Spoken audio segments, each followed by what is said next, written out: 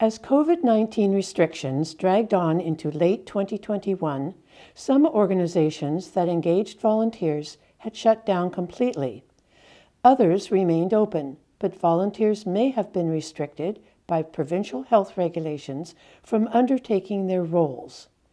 On the other hand, new opportunities arose as organizations pivoted or people found new ways to help each other out.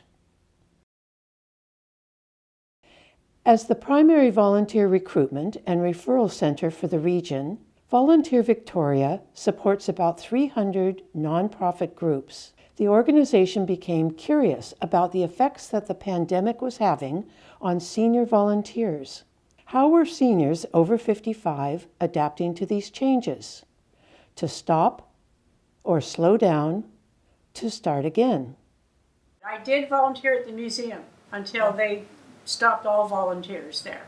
And I did do the Saanich Strawberry Festival before COVID hit, and then that sort of ended. I used to do workshops, larger workshops, 50, 60 people, and just talking about communication, but there was no opportunity for me to gather in large groups anymore. I ended up doing probably more, but just in a different way. So I did a lot less what I would call one-off volunteering for events and things like that. So there was a total shift in our procedure towards our members and other people, towards survival.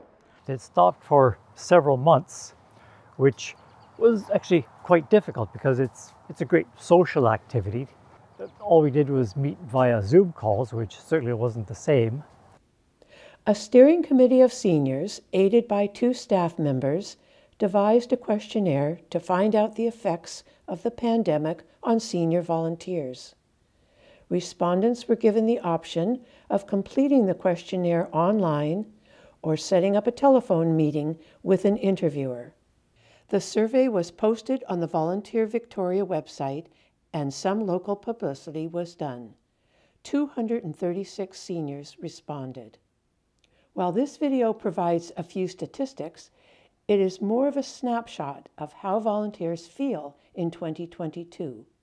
The majority of the 236 respondents were aged 66 to 75, while a surprising 25% were 76 to 85.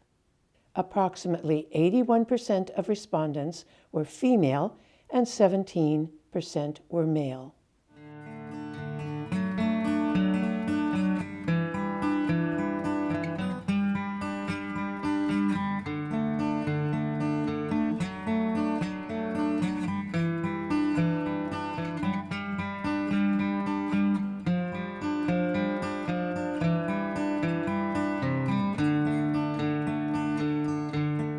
Part of the site crew group on Tuesdays that comes and does everything from removing invasive plants to planting actual native plants. On Fridays they have the produce that comes in and folks can come in and it's all free, and so I sort of hand it out.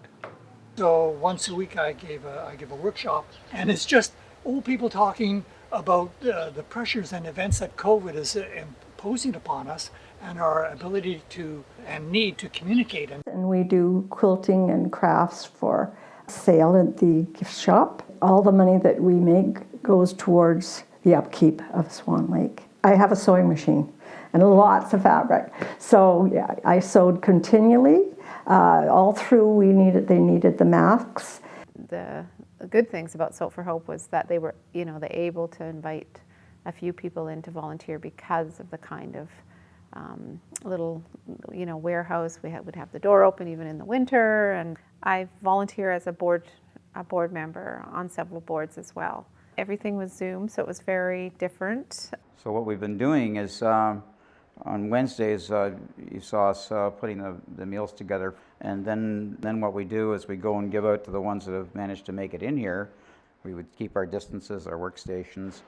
I go with my bike and to the community center, and there's a bunch of volunteers that gather the food, put them in bags, and then distribute them for all the volunteers like myself to go and deliver. It's also a touch base moment where I go and see people on a regular basis, and I see where their moods are, if they're, what their emotional health is, and if there's anything untoward, I'll contact the manager. The red bar shows that 31% reduced their volunteering activities, while the white bar indicates 14% stopped altogether.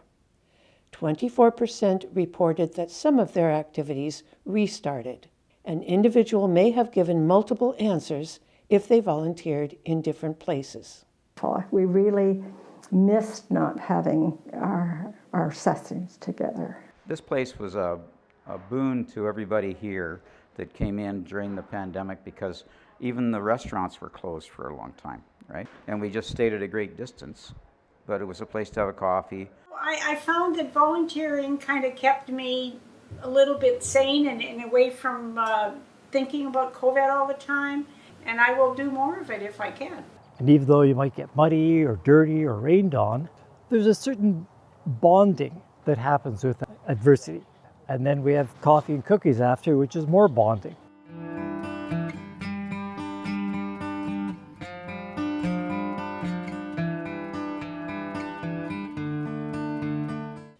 %70 said their commitment to volunteering had not changed, while 18% said it increased during the pandemic, for a total positive response of 88%.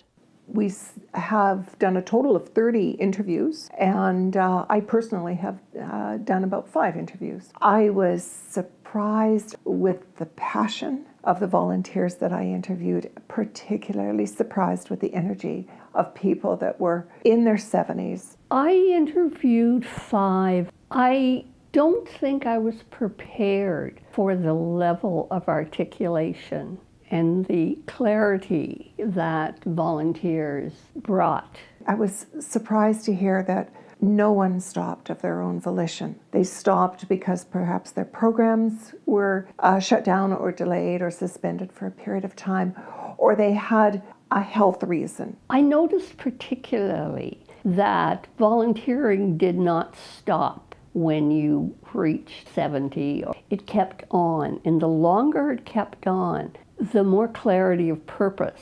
They knew what they wanted, they knew what they had to contribute, and they knew that if they weren't going to use those skills and life experience and knowledge, that maybe they could find better things to do with their time. The comments that I didn't expect to hear were more criticism of how their skills and their time has been used in the past, and how COVID gave them pause to reflect on how they were going to use their time and their skills in the future. Because I think that's what we need as adults, particularly through COVID-19, is to be seen, recognized, heard, maybe get a little respect and acknowledgement of our existence, because we feel like little blocks in the square. More details are available in the written report.